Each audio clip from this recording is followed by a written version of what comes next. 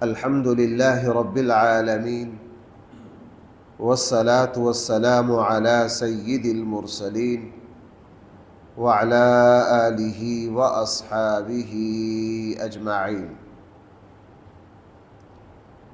أما بعد فأعوذ بالله من الشيطان الرجيم. بسم الله الرحمن الرحيم. وقال ربكم ادعوني أستجب لكم إن الذين يستكبرون عن عبادتي سيدخلون جهنم داخرين. صدق الله مولانا العظیم. اللہ تعالیٰ نے ارشاد فرمایا وقال ربکم ادعونی، فرمایا تمہارے رب نے. بھائی کس نے؟ اللہ تعالیٰ اپنے بندوں کے ساتھ کس اپنائیت کے ساتھ اور کس شفقت اور مہربانی کے ساتھ جب مجھے اور آپ سے کوئی بات فرمائی تو آغاز ہے وقال ربکم ادعونی، فرمایا تمہارے رب نے. اس میں ایک مٹھاس ہے، اس میں ایک لذت ہے، اس میں ایک اپنائیت ہے. تمہارے رب نے فرمایا ادعونی، مجھ سے دعا مانگو، مجھے پکارو. استجب لکم، میں تمہاری پکار کا جواب دوں گا، تمہاری دعا کو قبول کروں گا. ان الذین یستکبرون عن عبادتی، یقیناً جو لوگ منہ پھیرتے ہیں میری عبادت سے، مجھے پکارنے سے، سیدخلون جہنم داخرین، ان قریب ان کو دوزخ میں پھینک دیا جائے گا. اس آیت میں اللہ تعالیٰ کی طرف سے مجھے اور آپ کو حکم ہے کہ اللہ تعالیٰ سے بھائی کیا کرے؟ دعا مانگے. کیوں دعا مانگے ہم؟ چونکہ ہم سراپا عاجز ہیں، محتاج ہیں. ہمیں قدم قدم پر حاجتیں اور ضرورتوں سے واسطہ پڑتا ہے، اور اس کائنات کے خالق و مالک پورا نظام جو ہے وہ کس کے پاس ہے؟ اللہ کے پاس ہے. اللہ تعالیٰ نے مجھے اور آپ کو حکم دیا ہے مجھ سے مانگو میں تمہیں عطا کروں. اللہ تعالیٰ سے مانگنا، اس کی لذت سے وہی بندہ آشنا ہے جس کو تنہائی میں اپنے اللہ کو پکارنے کا موقع جس کے پاس ہو اور جس کو اللہ تعالیٰ کی طرف سے دیا گیا ہو. بعض چیزیں ایسی ہیں آپ کتنا بھی زور لگا لیجئے ان کو آپ لفظوں میں لا نہیں سکتے. بھائی آپ ان کو لفظوں میں لا نہیں سکتے. اللہ تعالیٰ سے مانگنے میں کتنی عزت ہے اور دنیا سے مانگنے میں کتنی ذلت ہے. اگر کسی مومن کو اس کا اندازہ ہو جائے تو وہ اللہ سے مانگنے سے کبھی منہ نہ موڑے اور بندوں کی طرف کبھی رخ نہ کرے. اللہ تعالیٰ سے مانگنے سے بھائی کبھی منہ نہ موڑے اور بندوں کی طرف کبھی. وہ کسی شاعر نے، عربی کے شاعر ہیں، اس کا بہت پیارا کلام ہے دعا پر. دعا کی افادیت کو بیان کرتے کرتے ایک جگہ اس نے کہا اللہ وہ ذات ہے جس سے نہ مانگیے ناراض ہو جائے، اور بندے وہ ہیں جن سے مانگیں گے تو ناراض ہو جائے. اللہ نہ مانگنے سے ناراض ہوتے ہیں اور بندے کس سے ناراض ہوتے ہیں؟ مانگنے سے ناراض ہو جاتے ہیں. فرمایا اللہ تعالیٰ سے مانگو. سب سے زیادہ اللہ تعالیٰ کو لیس اکرم من اللہ، اللہ تعالیٰ کے نزدیک دعا سے بڑھ کر کوئی چیز معزز ہے ہی نہیں ہے. اسی لیے فرمایا گیا کہ دعا جو ہے یہ عبادت کا مغز اور خلاصہ ہے. اصل مغز ہوتا ہے.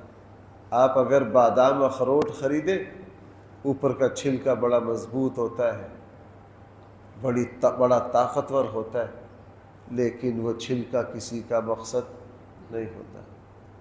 اس کو توڑتے ہیں، اس کے اندر سے گودا نکالتے، اس گودے میں جو روغن ہے اصل خوبی اس کی، صحت کے لیے اصل مفید وہ ہے۔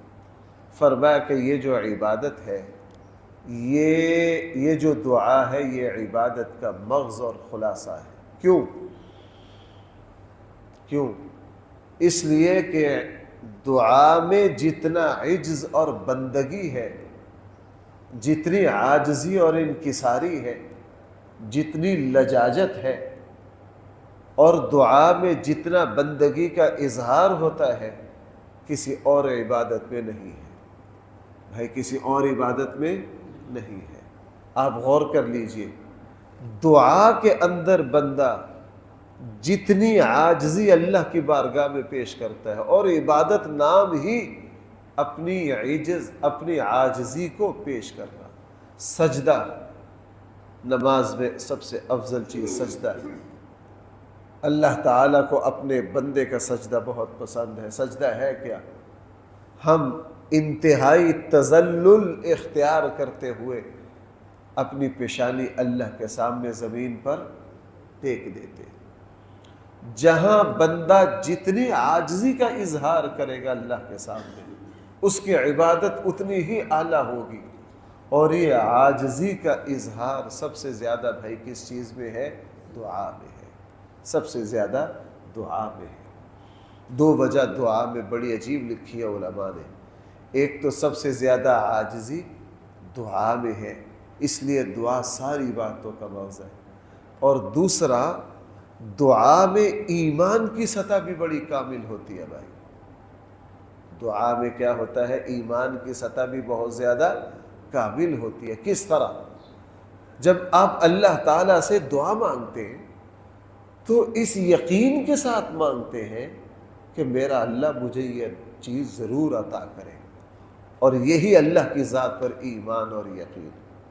اسی لیے اللہ تعالیٰ اس شخص کی دعا کو قبول نہیں کرتے جس کو دعا مانگتے ہوئے اللہ تعالیٰ کی ذات پر یقین نہ ہو۔ بھئی اللہ تعالیٰ اس بندے کی دعا کو قبول نہیں فرماتے جس کو دعا وہ چیز مانگتے ہوئے اللہ تعالیٰ سے اللہ پر یقین نہ ہو۔ اس لیے قرآن کریم کی اس آیت نے مجھے اور آپ کو حکم دیا کہ اللہ تعالیٰ سے کیا کیجئے؟ دعا مانگیے۔ انبیاء علیہم السلام اللہ کے براہ راست نمائندہ ہیں، اللہ کے سفیر ہیں، اللہ کے رسول ہیں، ان پر وحی اترتی ہے، اور ہر وقت اللہ سے رابطہ رہتا ہے۔ ہمارے آقا صلی اللہ علیہ وسلم منتظر رہتے، آسمان کی طرف دیکھتے، متوجہ رہتے، ابھی جبرائیل آئے، ابھی جبرائیل آئے۔ اور ایک مرتبہ رسول اللہ صلی اللہ علیہ وسلم نے حضرت جبرائیل سے فرمایا، جبرائیل آپ زیادہ آیا کرو۔ کیا فرمایا؟ زیادہ آیا کرو۔ اور کبھی اللہ کے نبی کو کسی بات کا انتظار ہوتا، پھر تو رسول اللہ صلی اللہ علیہ وسلم مہمان کے انتظار سے زیادہ وحی کی طرف منتظر رہتے۔ تحویل قبلہ کی جو آیت ہے، وہاں قرآن نے کیا فرمایا؟ قد نرا تقلب وجہک فی السماء۔ نبی جی آپ کا آسمان کی طرف دیکھنا ہم دیکھ رہے ہیں، آپ کا جو شدت انتظار ہے نا وحی کا، ہم اس کو کیا کر رہے ہیں؟ دیکھ رہے ہیں۔ تو انبیاء اللہ کے براہ راست نمائندہ، ان پر براہ راست وحی اترتی ہے، اس کے باوجود نبی اللہ سے اتنی دعا مانگتے، اتنی دعا مانگتے۔ ابھی جو جمعے کا بیان چل رہا تھا حضرت ابراہیم علیہ السلام پر، وہاں میں نے آپ سے عرض کیا تھا کہ سب سے زیادہ جس نبی کی دعاؤں کا قرآن میں تذکرہ ہے بھائی، وہ کون سے نبی ہیں؟ ابراہیم علیہ السلام۔ پورا رکوع، ایتوں کی ایتیں، اللہ کے خلیل ہے، اللہ کے کیا ہے؟ خلیل ہے، جس کی اولادوں میں نبی۔ رسول اللہ صلی اللہ علیہ وسلم سے پوچھا گیا سب سے زیادہ کریم کون ہے؟ آپ نے فرمایا یوسف علیہ السلام۔ وہ کیسے؟ فرمایا خود بھی کریم ہے، کریم کے بیٹے ہیں، کریم کے پوتے ہیں، کریم کے پڑپوتے ہیں۔ عجیب شان ہے یوسف علیہ السلام کی۔ بھائی عجیب شان ہے کس کی؟ تو پوچھا گیا کریم کون ہے؟ فرمایا یوسف علیہ السلام۔ اللہ کے رسول وہ کیسے؟ فرمایا کریم ابن کریم ابن کریم ابن کریم۔ یوسف بیٹے ہیں یعقوب کے، یعقوب بیٹے ہیں اسحاق کے، اور اسحاق بیٹے ہیں کس کے؟ ابراہیم خلیل اللہ علیہ الصلاۃ والسلام۔ اللہ تعالیٰ سے اتنی دعائیں مانگی ابراہیم علیہ السلام نے کہ قرآن کریم ان دعاؤں کا تذکرہ کر رہا ہے، اور اللہ تعالیٰ کو اپنے بندے سے دعا اتنی محبوب ہے، ہمیں ہر جگہ دعا کا حکم۔ افضل ترین دعا سورہ فاتحہ ہے۔ افضل ترین دعا کیا ہے؟ ایاک نعبد و ایاک نستعین اہدنا الصراط المستقیم۔ ہم دعا مانگتے ہیں ہر نماز میں، ہماری دعا ہے۔ حدیث میں ہے درود شریف کے بعد اللہ سے کیا مانگو؟ دعا مانگو۔ کوئی بھی دعا مانگی جا سکتی ہے۔ وہ ایک نالائق ہے سوشل میڈیا پہ، پتہ نہیں ایسے ایسے جاہل ہیں، شہرت کے بھوکے، دین کو بگاڑتے کہ جی رب اجعلنی مقیم الصلاۃ ربنا اغفر لی۔ یہ حضور سے ثابت نہیں ہے۔ کس سے ثابت نہیں ہے؟ بھائی توجہ کرنا ذرا، بھائی کس سے ثابت نہیں ہے؟ حضور سے۔ او بھائی قرآن سے ثابت ہے، قرآن کی آیت ہے، قرآن کی آیت کو ثبوت کی ضرورت ہے؟ پتہ نہیں آگے والے سنتے کہتے ہیں واہ واہ واہ واہ واہ یہ تو بڑے عالم ہیں، کہہ رہے ہیں حضور سے او قرآن کی آیت ہے، ابراہیم علیہ السلام کی دعا ہے۔ آقا کریم صلی اللہ علیہ وسلم نے فرمایا درود شریف کے بعد اللہ سے کیا مانگو؟ دعا مانگو۔ تو دعا ہے۔ نماز میں ہم کیا کر رہے ہیں؟ دعا مانگ رہے ہیں، دعا مانگ رہے ہیں۔ اور اللہ کے نبی نے اتنی دعائیں ہمیں سکھائیں، کیوں سکھائیں؟ تاکہ ہم اللہ سے مانگنے کے عادی ہو جائیں۔ بھائی ہم اللہ سے مانگنے سے کیا ہو جائیں؟ جو مسلمان حج پر جاتا ہے طواف میں دعائیں، عرفات میں دعائیں، سفر کے شروع میں دعا، نماز کے بعد رسول اللہ صلی اللہ علیہ وسلم دعا مانگتے، تہجد میں دعا، میدان جہاد میں دعا، اذان ہو گئی دعا۔ اللہ کے نبی صلی اللہ علیہ وسلم کی کتنی دعا تھی، آپ ذرا حسن حسین کو تھوڑا سا، حدیث کی کتاب ہے دعاؤں پر، تھوڑے سے اس کے ورق دیکھ لیجئے، اس کا تھوڑا سا مطالعہ کر لیجئے، آپ حیران رہ جائیں گے کہ رسول اللہ صلی اللہ علیہ وسلم اللہ سے اتنی دعائیں مانگتے۔ بھائی میں عرض کیا کر رہا ہوں، میری بات پر ذرا غور کرو۔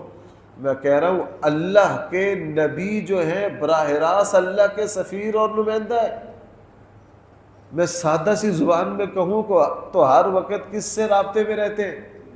اللہ سے رابطے میں رہتے ہیں، اور ان کے پاس بھائی حضرت جبرائیل آتے ہیں، اللہ کا کلام اترتا ہے، لیکن اس کے باوجود اللہ تعالیٰ سے ہر وقت دعا مانگ رہے ہیں، اللہ تعالیٰ سے دعا مانگ۔ قرآن کریم نے نبیوں کی دعاؤں کا، حضرت موسیٰ کی دعائیں دیکھ لیجئے، حضرت عیسیٰ کی دعائیں دیکھ لیجئے، حضرت ابراہیم کی دعائیں دیکھ لیجئے، حضرت نوح کی دعائیں دیکھ لیجئے، ایوب علیہ السلام کی دعائیں دیکھ لیجئے، حضرت زکریا کی دعائیں دیکھ لیجئے۔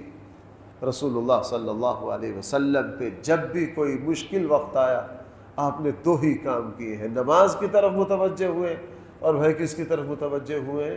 دعا کی طرف ہوئے۔ اتنی دعا مانگی، اتنی دعا مانگتے، حج پر تشریف، حجۃ الوداع پر تشریف لائے، صحابہ اکرام پیچھے، اللہ کے نبی عرفات میں دعائیں، مزدلفہ میں دعائیں، مینا میں دعائیں، ہر موقع پر دعا دعا دعا دعا۔ اور ادھر ماشاءاللہ ہمیں ہمارے پاس فرصت ہی نہیں ہے۔ رسول اللہ صلی اللہ علیہ وسلم نے فرمایا دعا سے بڑھ کر کوئی چیز نہیں ہے۔ بھائی دعا سے بڑھ کر کوئی چیز نہیں ہے۔ اس لیے اللہ تعالیٰ نے تو، اور مفسرین نے بھائی ایک بڑی عجیب بات لکھی ہے، مفسرین نے ایک بڑی عجیب بات لکھی ہے۔ کعب احبار یہ بات فرمایا کرتے تھے، کعب احبار وہ یہودی بہت بڑے عالم تھے، حضور کا زمانہ پایا، لیکن اسلام حضور کی زندگی میں نہیں لائے، خلفائے راشدین کے دور میں لائے، اور چونکہ آسمانی کتابوں کے بڑے عالم تھے تو پھر پہلی آسمانی کتابوں کی باتیں بھی صحابہ کو بتاتے رہتے تھے، اور ان کے بڑے شاگردوں میں حضرت عبداللہ ابن عباس رضی اللہ عنہما۔ جب بھی کوئی قرآن کی بات آتی تو کعب احبار فوراً اس کی تائید کرتے، ہاں تورات میں اس طرح ہے، انجیل میں اس طرح ہے۔ تو کعب احبار نے ایک دن حضرت عبداللہ ابن عباس سے فرمایا اس آیت پر، بھائی سننا یہ بات، یہاں کیا ہے، وقال ربکم ادعونی استجب لکم کو پکڑ لو، تمہارے رب نے تمہیں یہ کیا کہا، مجھ سے دعا مانگو میں تمہاری دعا کو کیا کروں گا، قبول کروں گا۔ کعب احبار نے عبداللہ ابن عباس سے کہا، عبداللہ یہ جو ہے نا استجب لکم، کہ تم مجھ سے مانگو میں قبول کروں گا، یہ وعدہ اللہ نے پہلی امتوں سے نہیں کیا۔ پہلی امتوں سے صرف اتنا تھا، مجھ سے دعا مانگو۔ بھائی کتنا تھا؟ پہلی امتوں کو صرف اتنا حکم تھا، مجھ سے دعا مانگو، اگلا وعدہ نہیں تھا کہ میں تمہاری دعا کو۔ کعب احبار نے یہ کہا، بس اتنا تھا، مجھ سے دعا مانگو، آگے ہماری مرضی کیا کرتے ہیں، تمہاری دعا کو کیا نہیں کرتے، ہماری مرضی ہے قبول کریں گے، ہماری مرضی ہے۔ کعب احبار نے یہ کہا کہ پہلی آسمانی کتابوں میں صرف اللہ تعالیٰ نے پہلی امتوں سے یہ وعدہ کیا کہ تم دعا مانگو، لیکن اللہ تعالیٰ کا اس امت پر خاص فضل ہے کہ اس امت سے یہ صرف یہ نہیں کہا کہ مجھ سے دعا مانگو، ساتھ یہ بھی کہا مجھ سے دعا مانگو میں تمہاری دعا کو کیا کروں گا۔ قرآن کریم میں دوسری جگہ کیا ہے، اذا سألک عبادی عنی فإنی قریب، آگے کیا ہے، اجیب دعوت الداع اذا دعان فلیستجیبوا لی وليؤمنوا۔ اور دوسری بات کعب احبار یہ فرمایا کرتے تھے کہ پہلی آسمانی کتابوں میں پہلی امتوں سے صرف یہ وعدہ تھا، مجھ سے دعا مانگو بس، ہاں مجھ سے دعا مانگو میں تمہاری دعا کو قبول کروں گا، یہ پہلے نبیوں سے وعدہ تھا، اور اللہ نے جو پہلے نبیوں سے وعدہ کیا وہی وعدہ اللہ نے کیا کیا ہے، اس امت سے کیا ہے کہ تم مجھ سے دعا مانگو میں تمہاری دعا کو کیا کروں گا، قبول کروں گا۔ اس لیے ہم دعا کو مستقل عبادت سمجھتے ہی نہیں۔ ایک صاحب استھانوی رحمہ اللہ کے پاس آئے اور استھانوی سے کہا، حضرت میں بہت عرصہ سے دعا مانگ رہا ہوں، میری دعا قبول نہیں ہو رہی۔ تو استھانوی نے بڑی عجیب بات فرمائی۔ استھانوی نے فرمایا، بندہ خدا آپ یہ کہہ رہے ہو میں ایک عرصہ سے دعا مانگ رہا ہوں قبول نہیں ہو رہی، قبولیت کو چھوڑیے، ایک عرصہ سے دعا مانگنا بذات خود افضل ترین عبادت ہے۔ کیا ہماری اس طرف توجہ ہی نہیں جاتی؟ اگر دعا قبول نہ ہو تو ہم بھائی مایوس ہوتے ہیں کہ نہیں؟ اس طرف توجہ ہی نہیں جاتی، اور بھائی قبولیت تو اگلا مرحلہ ہے، بذات خود دعا مانگنا کیا ہے، افضل ترین عبادت ہے، اس طرف توجہ ہی نہیں۔ تو استھانوی نے اسے فرمایا، بندہ کی توجہ قبولیت کی طرف جائے نہیں، آپ جو ہر روز دعا مانگ رہے ہیں اللہ تعالیٰ، آپ نے کیا سمجھا اللہ تعالیٰ سے دعا مانگنا یہ بذات خود اتنی بڑی عبادت ہے؟ قبولیت تو آگے کی چیز ہے بھائی، قبولیت تو کیا ہے، آگے کی چیز ہے۔ اس لیے بھائی مجھے اور آپ کو دعا مانگنا، انشاءاللہ آج کچھ باتیں آئی ہیں، کل کے درس میں کچھ دعا کے آداب، اور انشاءاللہ اگلے ایک دو درسوں میں اس کی کچھ کافی تفصیل عرض کروں گا۔ اور بھائی میں جب بھی دعا کی بات عرض کرتا ہوں تو میں آپ سے بھی یہ درخواست کرتا ہوں کہ 24 گھنٹوں میں دعا کا کوئی وقت بھی خاص رکھا کرے، دعا کا کوئی وقت کیا رکھا کرے، خاص رکھا کرے، جس کو کہتے ہیں اہتمام سے دعا مانگنا۔ ہم نے اپنے بڑوں سے یہ بات سنی، دعا مانگنا اور چیز ہے، اہتمام سے دعا مانگنا اور چیز ہے، اہتمام سے۔ اہتمام سے دعا مانگنا۔ میں نے جن استادوں سے حفظ کیا ہم ان کو دیکھتے تھے تہجد میں، وہ ہمیں تہجد میں اٹھا لیتے تھے، فجر سردی میں فجر سے 2 گھنٹے پہلے وہ ہمیں اٹھاتے تھے اور کلاس ہوتی تھی، کلاس یوں لگ جاتی تھی، ہم طالب علم سبق یاد کرنے لگ جاتے تھے۔ ظاہر ہے قرآن کے سبق رٹے میں دیر لگتی ہے، گھنٹہ 1.5 گھنٹہ لگتا ہے، بس وہ خود پھر نماز پڑھتے تھے، وہ دعا مانگتے تھے، ہم سبق بھی یاد کرتے تھے، ان کو دیکھتے بھی رہتے تھے، اتنی دعا مانگتے تھے، اوہ اتنی دعا مانگتے تھے، 20 منٹ 25 تھکتے ہی نہیں تھے۔ اور میں آپ کو سچی بات عرض کروں، اگر بندہ دعا کی لذت سے آشنا ہو جائے تو کبھی تھکے نہ، کبھی تھکے نہ۔ اس لیے بھائی ہم 2 غلطیاں کرتے ہیں، ایک تو دعا ہی نہیں مانگتے، اگر مانگتے ہیں تو بھائی اہتمام سے نہیں مانگتے۔ دعا مانگنا اہتمام سے مانگنا، اپنے لیے کوئی وقت خاص کر لیجیے تہجد میں، رات کو، اور دورانیہ بڑھاتے جائیے، شروع میں اپنے اوپر 5 منٹ لازم کر لیجیے، 7 کر دیجیے، 8 کر دیجیے، کم سے کم بندہ 24 گھنٹے میں 20 منٹ تو دعا مانگے نا بھائی، کتنا عرصہ۔